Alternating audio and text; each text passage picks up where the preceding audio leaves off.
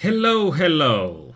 So today it's going to be an interesting day, and we are back to regular sit and goes. Today we are going to play some 18-man sit and goes, and these are a nice structure. It's an MTT sit and go structure, but it's really a sit and go structure, so there is a lot of ICM implications in the game. Actually, this is one of the most ICM heavy structures. Basically, only double or nothing games are more geared towards just getting to the prize money. We got pretty much the best flop we can get. And hi Ahille, and hi Theo, hi Kauris, hi everyone. Thanks that you said that when it's starting, so then it's easier for me to go ahead. I carried out betting and I was thinking about getting a